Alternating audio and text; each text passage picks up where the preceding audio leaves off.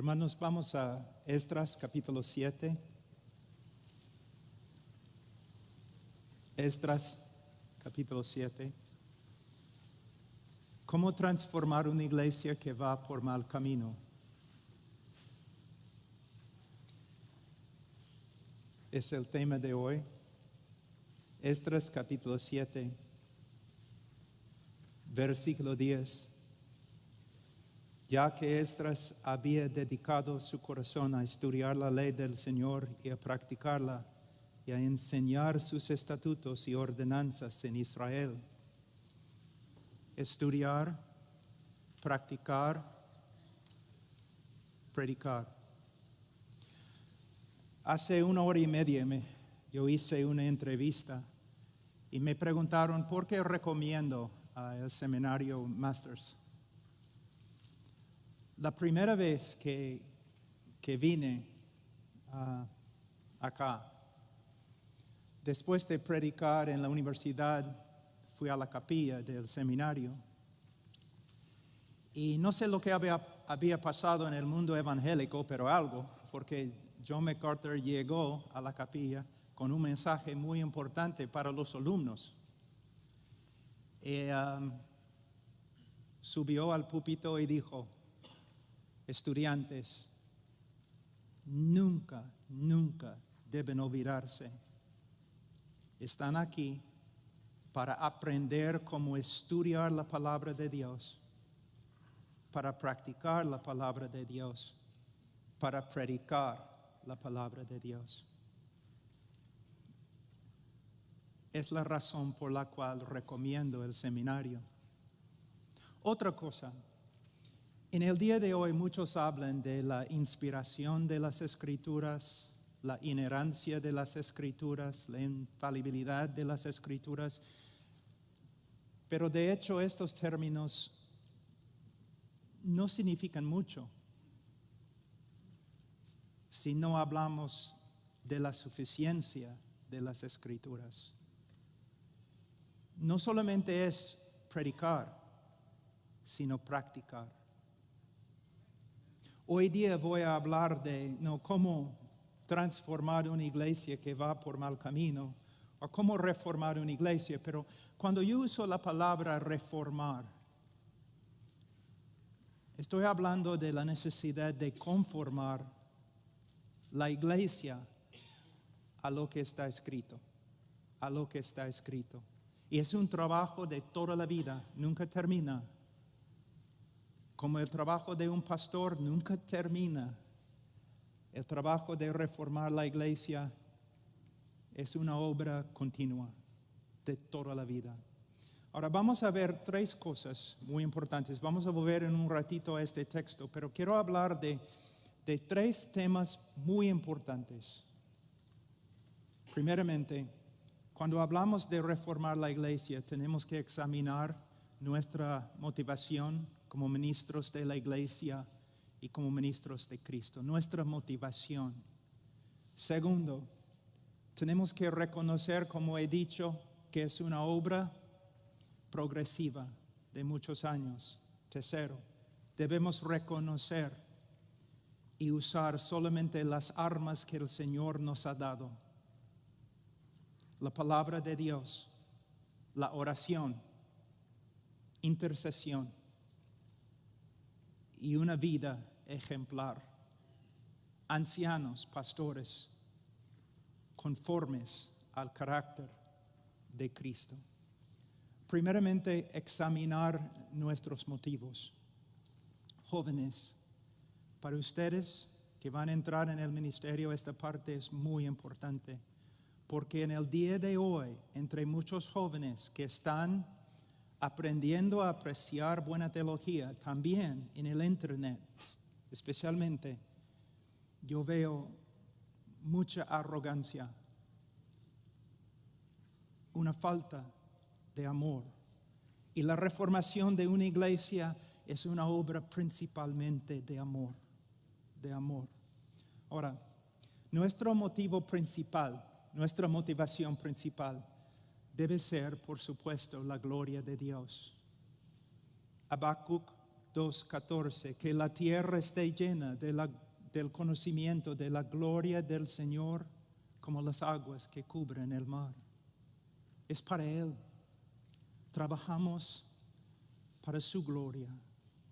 Malaquías 1:11, que desde la salida del sol hasta su puesta, el nombre del Señor sea grande entre las naciones y en todo lugar se ofrezca alabanza a su nombre, pues grande es su nombre.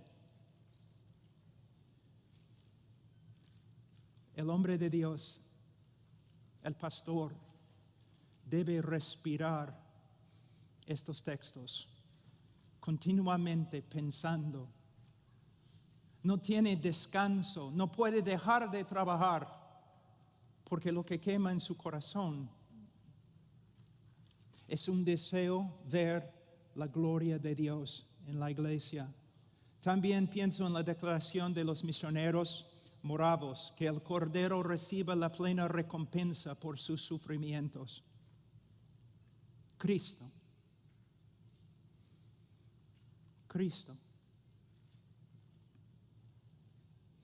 Como Jesús debemos luchar por la reformación y transformación de la iglesia, porque nuestro celo por la casa del Señor nos consume.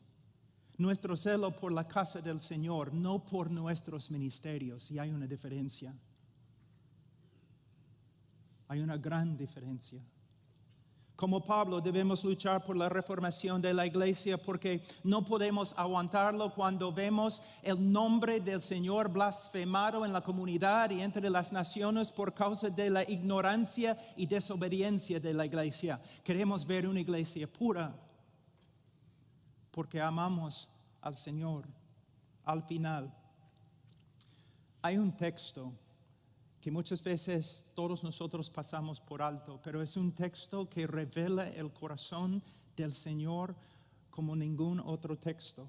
Mateo 6, 9-11. Vosotros pues orad de esta manera: Padre nuestro que está en los cielos, santificado sea tu nombre, venga tu reino, hágase tu voluntad así en la tierra como en el cielo. Danos hoy el pan nuestro de cada día. Aquí podemos ver revelado el corazón del Señor, la parte más profunda de su corazón. Él hizo todo lo que hizo para que los hombres estimulen, para que los hombres exalten al nombre del Señor. Que el nombre del Señor sea puesto en una categoría totalmente separada de todas las demás categorías. Y que el reino de Dios avance. Y que la voluntad de Dios se haga para la gloria de Dios y para el bienestar de los hombres. Y al final dice: danos hoy el pan nuestro de cada día. ¿Entienden este texto?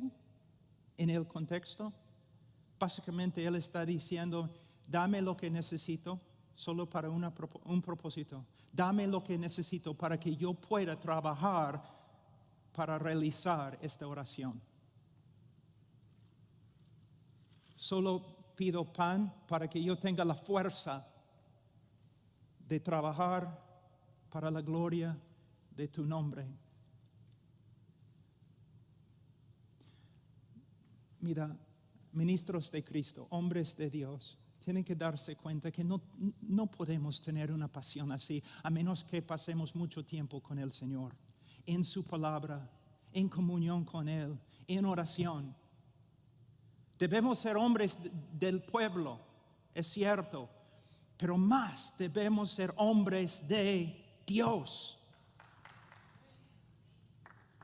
Que Cristo llegue a ser todo para nosotros. En resumen, lo hacemos todo lo que hacemos para la gloria, honra y beneplácito de Dios y de su Hijo. Y no es así. Si no es así, debes salir del ministerio. Debes salir del ministerio. Nuestra segunda motivación debe ser nuestro amor y celo por la iglesia. si sinceramente amamos al Señor, si sinceramente amamos al Señor, nosotros vamos a amar a su esposa. Las dos cosas son inseparables. Cuando tú me dices que tú amas a Dios, yo solamente tengo que examinar cuánto amas a su pueblo. Y no estoy aquí, o en este sermón, no estoy hablando de la iglesia universal o la iglesia invisible. Es muy fácil amar una esposa invisible. Estoy hablando de amar la iglesia local, dar tu vida por ella. Buscamos reformar la iglesia porque amamos la iglesia, así como Cristo amó a ella y se dio a sí mismo por ella. Como esposos, lideramos con un solo propósito: el beneficio de nuestra esposa y nuestros hijos. Como pastores, si somos líderes, ¿para qué? Solamente para servir la esposa del Señor y los hijos de Dios. 1 Corintios 13, 1 a 13. Si yo hablara lenguas humanas y angélicas, pero no tengo amor, he llegado a ser como metal que resuena o símbolo que retiñe. Y si tuviera el don de profecía y entendiera todos los misterios y todo conocimiento, y si tuviera toda la fe como para trasladar montañas, pero no tengo amor, nada soy. Y si diera todos mis bienes para dar de comer a los pobres, y si entregara mi cuerpo para ser quemado, pero no tengo amor, de nada me aprovecha. Un hombre que por años me discipuló siempre me decía: Pablo, en el cristianismo el amor no es una cosa, es todo.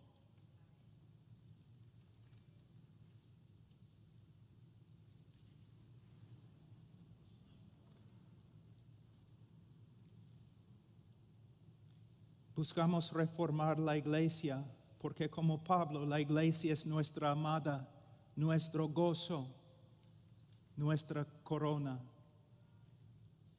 Debemos estar tan identificados con la iglesia que cuando la iglesia es débil, nosotros somos débiles, y cuando la iglesia peca, nosotros nos preocupamos intensamente, dice Pablo.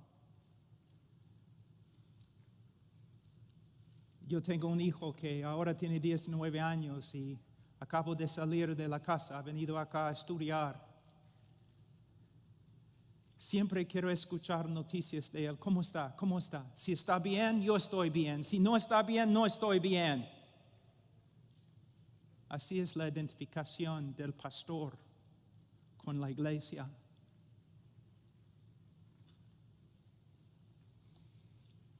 Debemos reformar la iglesia porque, como Nehemías, no podemos soportar ver la iglesia en gran aflicción y oprobio por causa de sus enemigos. Y como Nehemías, ¿qué hacemos? Cuando vemos el sufrimiento de la iglesia, aunque sea por su propia ignorancia y desobediencia, cuando vemos el sufrimiento de la iglesia, ¿qué hacemos? Debemos hacer como Nehemías, debemos sentarnos y llorar y ayunar y orar y después levantarnos de nuevo a edificar, a trabajar. Buscamos reformar la iglesia porque, como Juan, no tenemos mayor gozo que oír que nuestros hijos andan en la verdad. Aún como padres entendemos muy bien este texto, ¿no es cierto? ¿Cuánto más los pastores deben entenderlo? Cuando Pablo dijo que la iglesia era su vida, su gozo, su corona, él no estaba hablando en metáforas. era una realidad en su vida. De nuevo, el hombre que antes me discipuló, siempre, después de aprender una nueva verdad, él siempre me dijo, Pablo, has entendido la verdad en papel, ¿no? Pero es una realidad en tu vida. Es una realidad en tu vida. La meta no es ser una conferencista. La meta no es ser un autor de un libro. La meta es ser un pastor fiel. El llamado más grande en el reino de Dios es el pastor fiel. El epicentro de toda la obra de Dios en la tierra es la iglesia local y sus ancianos.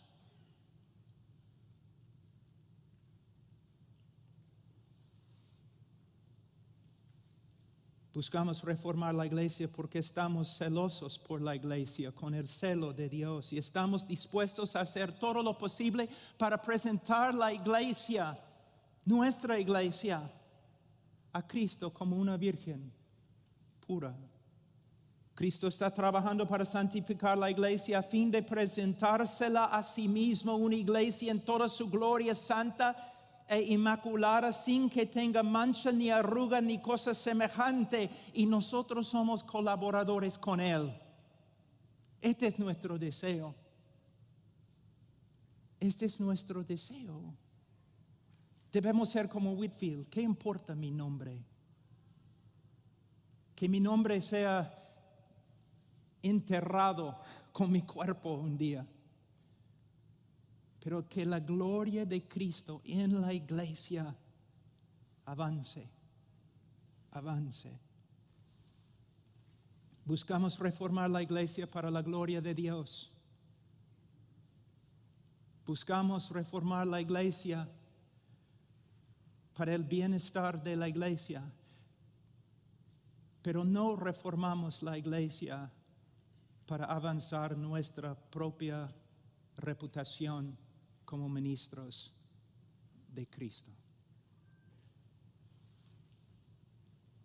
Nosotros no debemos ser como el Padre que empuja y empuja y empuja a su Hijo para que su Hijo sea grande, para que luego el Padre pueda jactarse de haber criado un Hijo extraordinario.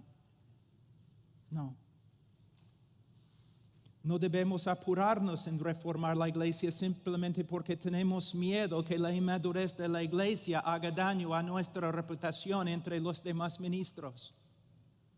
Hermanos, muchas veces visito iglesias, predico en iglesias, y muchas veces los pastores, cuando yo llego, lo primero que me dicen es, Pastor Pablo, comienzan a pedir disculpas por la inmadurez de su iglesia, por los problemas en su iglesia, como si tuvieran vergüenza de su iglesia. No debe ser así. Si un día voy a tu iglesia, aunque tenga problemas, aunque hay prácticas no bíblicas, tú debes decirme como un pastor, Pablo, esta es mi iglesia, mi amada, y la amo y la defenderé como un esposo ama a su esposa. Entonces, Pablo, cuando tú subes al púlpito a predicar, debes tener cuidado porque estás hablando a mi amada.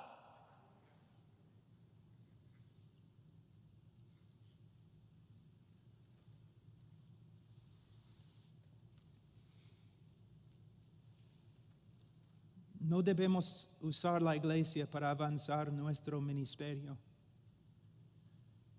Puesto que tenemos en el día de hoy el internet, hay tanta oportunidad de llegar a ser famoso.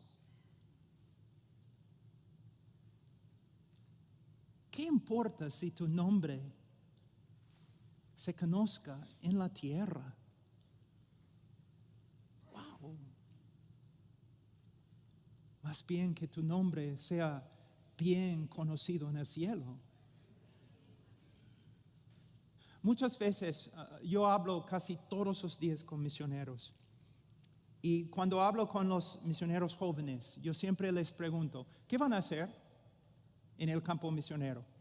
Siempre es la misma respuesta. Bueno, voy a plantar una iglesia para que por medio de esta iglesia yo pueda plantar otras iglesias. Y yo siempre digo, no es una buena respuesta. ¿Por qué? Mira, joven, escúchame. Tú plantas una iglesia porque tú amas a los miembros de la iglesia y quieres trabajar para que crezcan en Cristo y sean bendecidos. Tú no plantas a una iglesia para usar esta iglesia para realizar tu visión. Porque lo que va a pasar es lo siguiente. Después de plantar una iglesia vas a tener un montón de hermanos inmaduros y no van a avanzar tu visión de plantar iglesias. Más bien van a ser obstáculos. Y en tiempo tú vas a empezar a menospreciar a los hermanos en la iglesia. Y vas a negar la razón por la cual plantaste la iglesia. Y vas a encontrarte peleando contra Dios.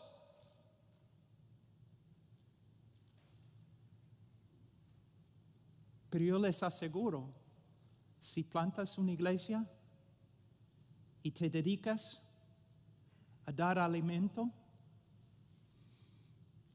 a los miembros más pequeños y más débiles y más inútiles, en tiempo el Señor va a bendecir tu ministerio y vas a plantar iglesias.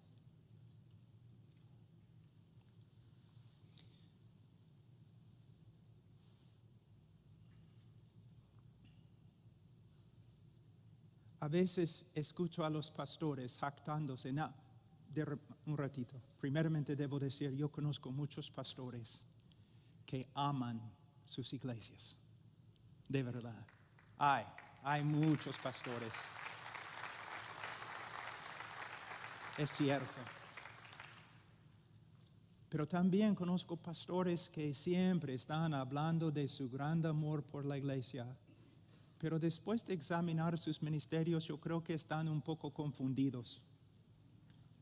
No aman la iglesia, aman sus ministerios en la iglesia. Hay una gran diferencia. ¿Cuánto amas la iglesia universal de Cristo? Bueno, ¿cuánto amas la iglesia local? ¿Y cuánto amas la iglesia local? Bueno, ¿cuánto amas al miembro en tu iglesia más débil, el miembro que no puede contribuir a tu visión? Así es cuanto amas la iglesia. Hermanos, por favor, tengan cuidado. Estoy hablando como un hombre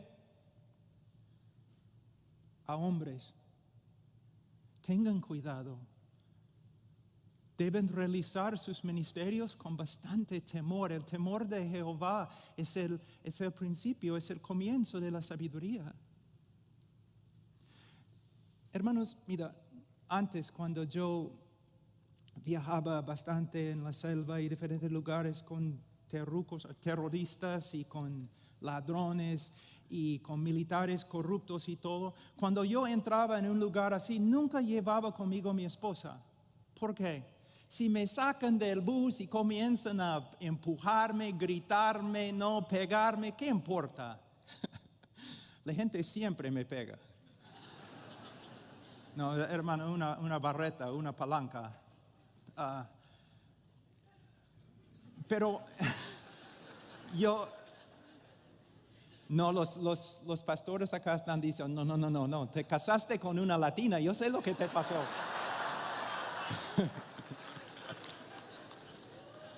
¿Ya ves? Nunca llevaba mi esposa, porque si me maltratan, ¿qué importa? Pero si un hombre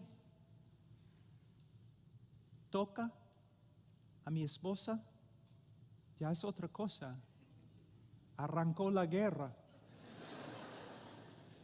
Pero hermano, con el miembro más dificultoso, el miembro que no puede contribuir a nuestra visión, a nuestra reputación, tu amor por este pequeño miembro es la revelación de tu amor por la iglesia de Cristo.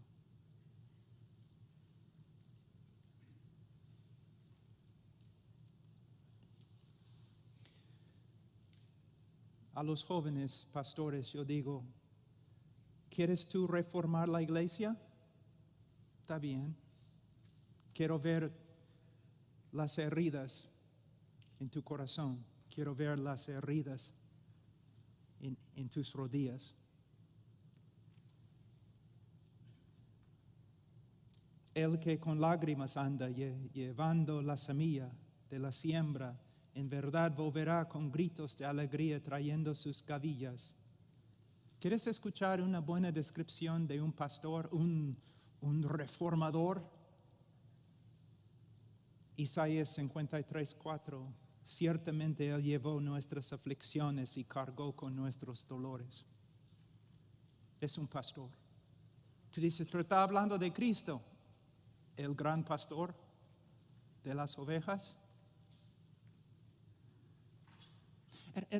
A veces yo creo que este coronavirus es el juicio de Dios contra todos los conferencistas.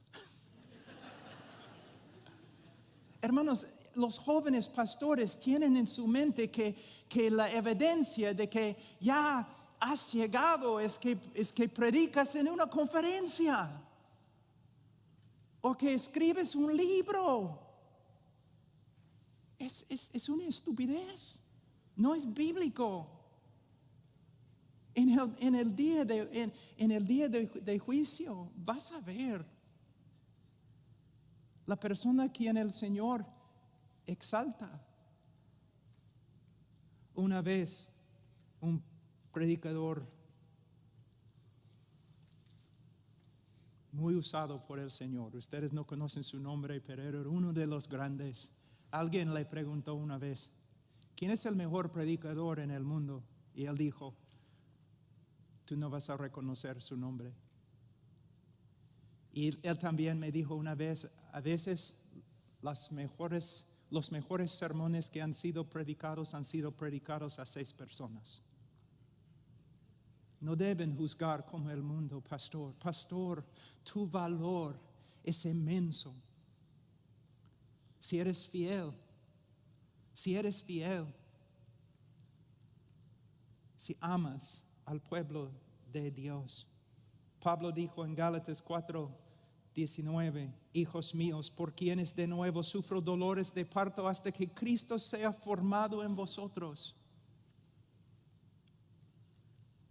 Cuando una mujer da a luz, qué dolor, pero qué amor tan grande. La lucha para traer a este mundo una nueva vida. Así es para el pastor.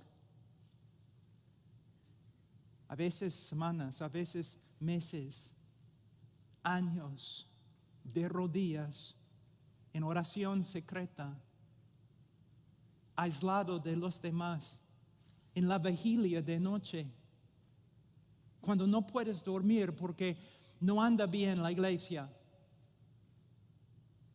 Es un pastor. Es un hombre que es capaz de reformar la iglesia. Ahora voy a avanzar al segundo punto. Lo siento por mi tardanza, pero la santificación de la iglesia es como la santificación del creyente. A veces es 3 pasos adelante y 2 pasos atrás. La santificación de la iglesia es un proceso, es una obra de muchos años. Y yo no puedo decir que entiendo el plan de Dios para ti como pastor, Pero puedo decirte algo que todos han observado. Los pastores que se queden en un solo lugar tienen más fruto. Los que pastorean años y años y años, que pasan por las dificultades y siguen adelante en la misma iglesia. Por supuesto, en la soberanía de Dios, a veces el Señor va a trasladar a un pastor a otro lugar, lo reconozco.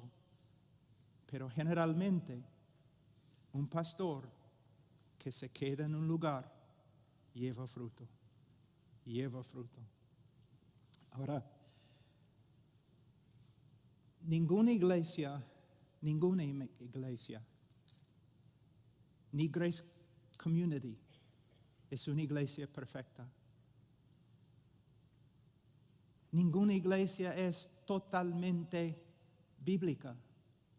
Porque ahora estamos hablando de la glorificación no solamente del creyente, sino la glorificación de la iglesia. En esta tierra no hay una iglesia perfecta. Todos están en un proceso de crecimiento. Y tenemos que aprender a apreciar este proceso y reconocer la sabiduría de Dios en el proceso. Quiero leer algo que he escrito.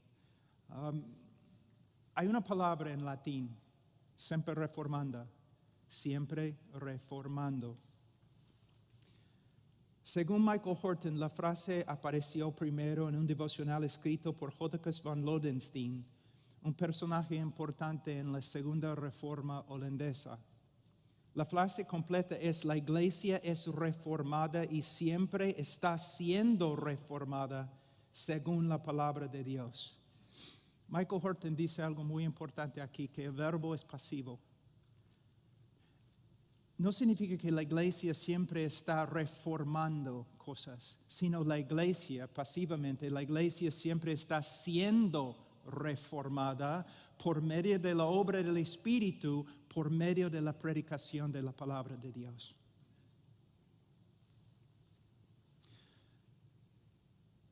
En los últimos 15 años hemos escuchado mucho acerca de la reforma.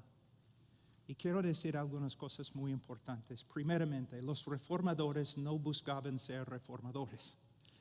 Los reformadores simplemente querían ser bíblicos. Y debemos aprender a usar este término, bíblico. No queremos conformar la iglesia a la reformación europea, pero sí queremos reformar la iglesia y transformar la iglesia y conformar la iglesia a las Escrituras. Apreciamos las reformas. La parte bíblica de las reformas, por supuesto, y podemos aprender de las reformas. Pero, hermanos, la meta es ser bíblico. En los últimos 15 años hemos visto muchas personas hablando de la doctrina de la reforma. Y de verdad yo pensaba que iba a haber algo de una reforma. Pero ahora casi no se escucha nada acerca de la reforma. Ha pasado de moda y ahora hay otras cosas. Creo que había algunos errores en los últimos 15 años. Primeramente, la reforma, ¿cómo puedo decirlo? La reforma tiene que ver con más que una sola doctrina, la doctrina de la gracia soberana. Muchas personas en los últimos 15 años han adoptado la doctrina de la gracia soberana. Gloria a Dios. Y luego dice, ahora yo soy reformado porque he adoptado, he aceptado, yo creo en las doctrinas de la gracia soberana. Pero hermanos, la reforma tenía que ver con la doctrina de sola escritura, de conformar cada aspecto de nuestra vida, nuestra doctrina, nuestra iglesia a lo que está escrito. Es por eso yo estaba predicando a algunos hace algunos años y yo dije, yo conozco a algunos arminianos que son más reformados que los reformados. Porque ustedes solamente quieren conformarse a una sola doctrina, pero hay otras doctrinas y prácticas. ¿Quieres ser reformado en tu matrimonio, en tu familia, en la administración de disciplina en la iglesia? ¿Quieres ser reformado en la manera en que entrenan ancianos? ¿Ustedes quieren ser reformados en su doctrina de oración, piedad, santidad? No, la doctrina principal de la Reforma era la doctrina de sola Escritura, y nosotros tenemos la tarea como pastores de conformar nuestra vida a la Escritura y conformar la iglesia a la Escritura por medio de predicar la Escritura. Ahora, quiero hablar de algunas armas muy rápido. 2 Corintios capítulo 10, 4. Pablo dice, porque las armas de nuestra contienda no son carnales, sino poderosas en Dios para la destrucción de fortalezas. Cuando yo estudio todo el Nuevo Testamento y el Antiguo Testamento, ¿qué veo? El Señor ha dado a nosotros, los ministros de Cristo, algunas armas. Más que confiamos en el brazo de la carne, menos veremos el poder de Dios. Nosotros necesitamos rechazar la armadura carnal del rey Saúl y necesitamos buscar las piedras lisas que el Señor nos ha dado para pelear contra cualquier gigante. ¿Y cuáles son estas piedras? La palabra de Dios, la intercesión y una vida ejemplar. Estas son las armas. Volviendo al final a Esdras, ya que Esdras había dedicado su corazón a estudiar la ley del Señor y a practicarla y a enseñar sus estatutos y ordenanzas en Israel. La vida de un pastor es estudiar la palabra de Dios, para vivir la palabra de Dios, para predicar la palabra de Dios.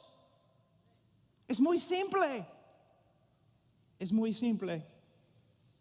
Pablo dijo en Hechos 20:20, no rehuí declarar a vosotros nada que fuera útil y de enseñaros públicamente y de casa en casa. 1 Timoteo 4:13. Entre tanto que llego, Timoteo, ocúpate en la lectura de las Escrituras, la exhortación y las enseñanzas. ¿Ustedes saben lo que yo veo en el día de hoy?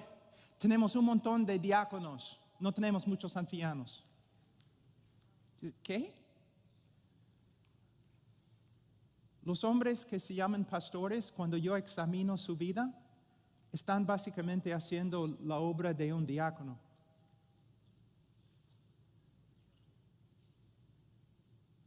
Hemos menospreciado demasiado el ministerio de diácono. No solamente, según 2 Timoteo capítulo 2:2, no solamente debemos entrenar a otros hombres para que puedan ser ancianos, debemos entrenar diáconos para que puedan hacer la obra de un diácono, para que el anciano pueda hacer el trabajo de un anciano, que es estudiar, orar y proclamar. ¿Cuánto tiempo, pastor? Cada día. ¿Cuánto tiempo estás a solas con el Señor? Cuando yo era más joven en Perú y recién casado, todos los misioneros peruanos decían algo acerca de mi esposa. Ella es la querubina. ¿Por qué decían querubina? Porque ellos venían a la casa a las 8 de la mañana, a las 9 de la mañana, y decían, quiero ver Pastor Pablo. Y mi esposa como una querubina con una espada. No. ¿Cómo no? Bueno, dos preguntas. ¿Alguien ha muerto? No. ¿Cristo ha regresado? No. Entonces no puedes ver a mi esposo. ¿Por qué? Tiene una reunión. ¿Con quién? El Señor. Las primeras horas con Él. Por supuesto, a veces hay excepciones. Por ejemplo, cuando alguien muere o Cristo regresa. Pero Satanás va a atacar tu estudio, tu tiempo de oración. Hermanos,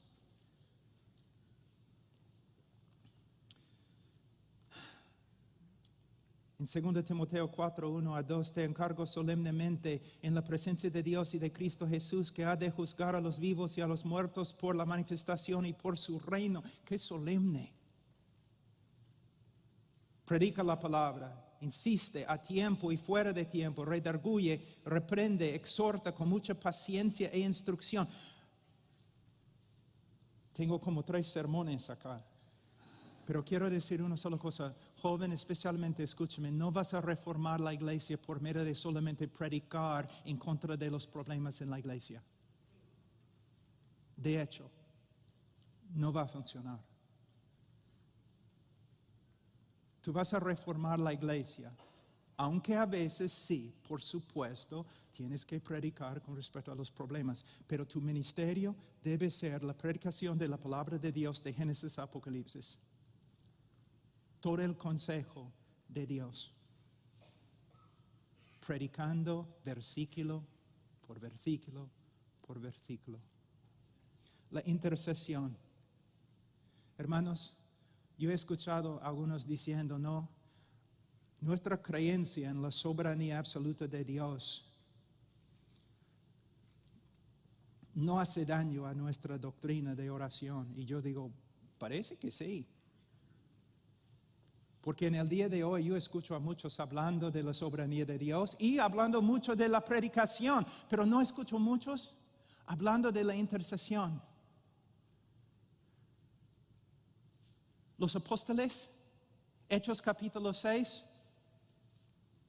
oración y el ministerio de la palabra. Oración aún primero y el ministerio de la palabra. Todos los grandes movimientos bíblicos en la historia de la iglesia y todos los pastores que de verdad han cambiado al mundo han sido principalmente, ante todo, hombres de oración. Hombres de oración. Hay un texto, es uno de mis favoritos, Isaías 62, 6 y 7. Sobre tus murallas, oh Jerusalén, he puesto centinelas. En todo el día y en toda la noche jamás clamarán. Los que hacéis que el Señor recuerde, no os des descanso, ni le concedáis descanso hasta que la restablezca, hasta que haga de Jerusalén una alabanza en la tierra. Por supuesto está hablando de Jerusalén, pero tiene una aplicación general para todos los siglos, aún para la iglesia. El Señor ha dado muchas promesas con respecto a la iglesia, con respecto al ministerio, con respecto a la santificación, con respecto al poder que necesitamos para llevar a cabo la gran comisión. Nos ha dado muchas promesas, pero nosotros,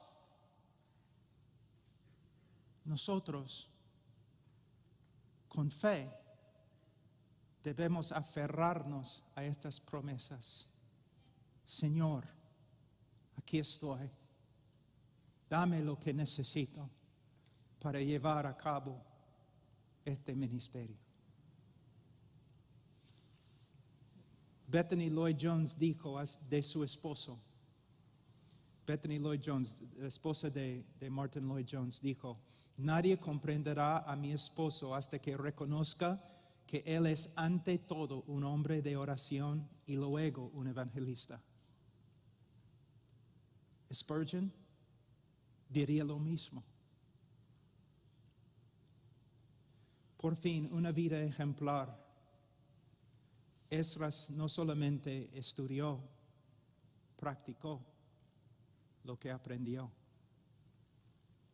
Es interesante, Mateo 28:20, enseñándoles, hablando a los apóstoles, enseñándoles a guardar todo lo que os he mandado. 1 Corintios 11:1, sed imitadores de mí como también yo lo soy de Cristo. 1 Timoteo 4:12, no permitas que nadie menosprecie tu juventud, antes sea ejemplo de los creyentes en palabra, conducta, amor, fe y pureza. Con respecto a mí, la necesidad de mi esposa es que yo sea más como Cristo. La necesidad de los hermanos en mi iglesia es que yo sea más como Cristo. La necesidad más grande de mis hijos, ¿qué es la cosa más? ¿Qué es lo mejor que puedo hacer para mis hijos? Como su padre, ser más como Cristo, más como Cristo, más como Cristo, más como Cristo. No debes estudiar simplemente para predicar, debes estudiar para practicar. Un hombre, una mujer conforme a Cristo. Un hombre piadoso. Un hombre que teme al Señor. En Heart Cry cada martes tenemos el día especial de oración. Y la oración más frecuente, Señor, aumenta nuestro temor de ti. Aumenta nuestro temor de ti.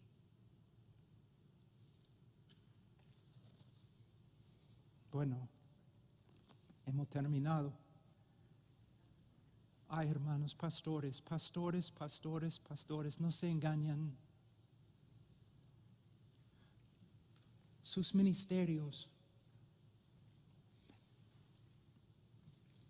El Señor no está mirando a los grandes movimientos políticos. El Señor no está mirando los grandes nombres. El Señor está mirándote a ti. El reino de Dios, el epicentro de todo, es la iglesia, una iglesia como tu iglesia. Yo no soy anciano porque yo quería estar en un lugar donde simplemente puedo ser siervo. Y yo creo que un anciano no es solamente una persona que predica, es una persona que pastorea. Yo voy a una iglesia que tiene, no sé, 125 miembros, algo así. Cuando la orquesta y el coro está aquí, es mucho más grande que mi iglesia. Ustedes saben lo que estoy diciendo. Nos identificamos, ¿no? Mis pastores, cuando yo tengo una pregunta, yo no llamo a un conferencista famoso.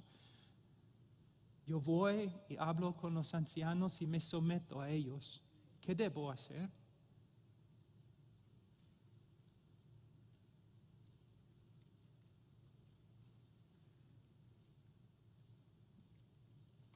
No se engañan. La importancia de tu ministerio no se puede exagerar. Entonces, sé fiel.